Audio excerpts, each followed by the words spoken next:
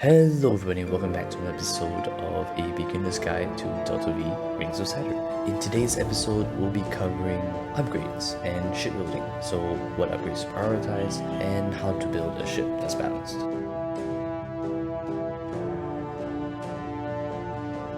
Upgrades are one of the main forms of progression, really one of the only forms of progression in Delta V Rings of Saturn, and that's what makes them so important. The first is your mining instruments. What are you using to mine? Are you using kinetic ammunition like mass drivers, or are you using microwaves or mining lasers? And then there's a new update that has drones in it, but we'll cover that a little bit later. Let's go over the differences between each of these systems, right? So here we have your standard mass driver, is the one that you start out with. Fires a shot, and that's pretty much it. Very standard. The upgrade to that is the second mass driver, and it just pretty much fires faster. That's pretty much it. The microwave emitter is where things start to get interesting. In both the mass drivers, you need kinetic ammunition, but a microwave emitter and the mining laser rely on energy instead, not ammunition. And honestly, that's a really key consideration because, as we'll see later, kinetic ammunition storage is a factor that plays into your overall ship balance. Of course, what you can upgrade is really determined by how much money you have and how much you can spend, while saving a good reserve for your repairs.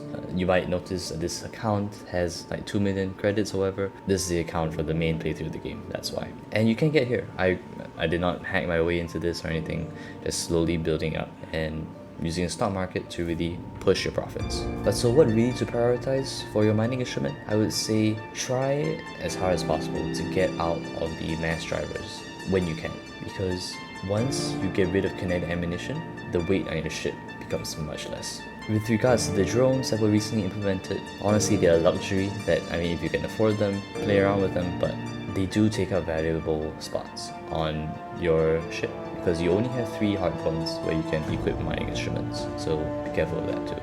But honestly, are you gonna need more than maybe 1 or 2 mining lasers? Not really. It gets a little bit absurd at how fast you mine after that. So once you do reach a large amount of wealth like this, like I have, you may want to consider getting the drones. But beware, they will add another storage capacity. With regards to propellant, this is more on the shipbuilding side, but basically I wouldn't go anywhere above long-range propellant tank.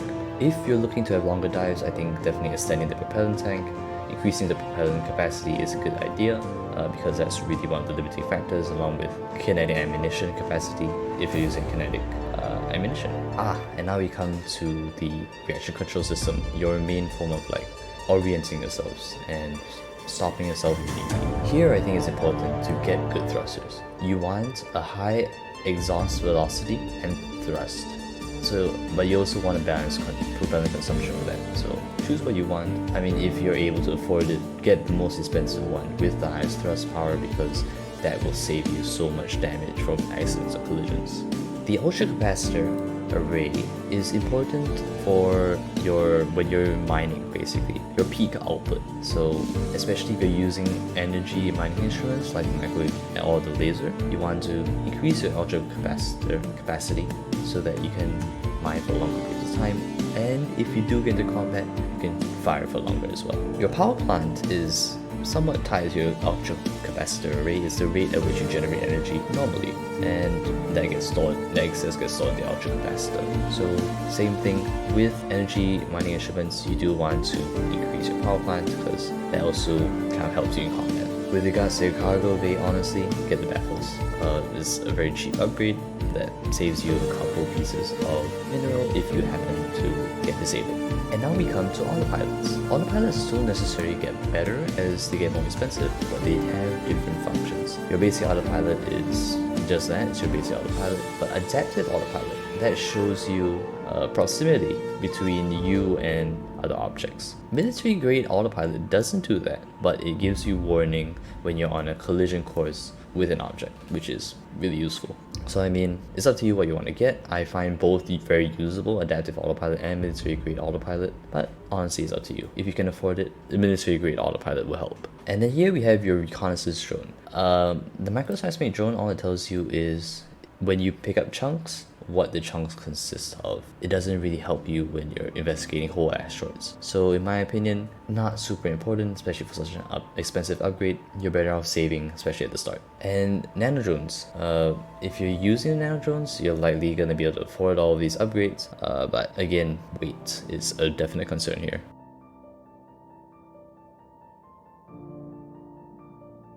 You have to be very, very cognizant of all of these numbers here, especially total ship mass.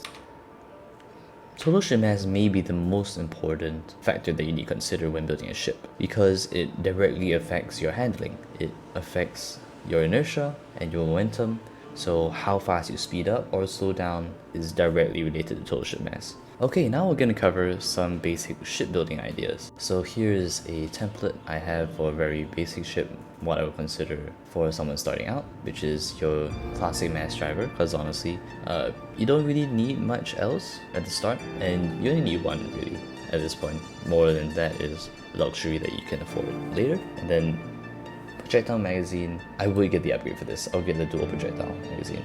And that is why I would never go beyond an extended propellant tank, precisely because if you go for a long range propellant tank, notice that your total ship mass goes into the yellow, and that will definitely hamper your ability to fly properly. With regards to the thrusters in this basic ship layout, you probably want to go with these thrusters, considering how efficient they are at using propellant, if you can afford it, of course. The rest is pretty standard. Get the cargo bay baffles and no other upgrades. For a more mid-tier build, I would suggest moving up to getting out of the mass drivers and kinetic ammo situation and instead heading over to microwave emitters on both the left and the right, because microwave emitters go out in a spread, so it can cover the center for you. Then same extended propellant tank, you have the same thrusters, and you have upgrades to your ultra capacitor and twin turbines since you're using energy mining instruments. You also have an upgrade to the adaptive autopilot, because I think it's honestly worth it. And for the truly rich, I recommend the mining laser in the center, tug drones on the left, and maintenance drones on the right, because the maintenance drones can honestly save your life many times over, but they do cost 400,000. Extended propellant tank, you don't want to overload the ship weight again. The best thrusters, although they require repairs more frequently, highest level ultra capacitor and turbine, cargo baffles, mid-grade autopilot because it's useful and nice, micro-seismic drone because you have the cash to spare, admit it, and get the highest nano drone storage because at this point I do not believe that it costs you ship weight.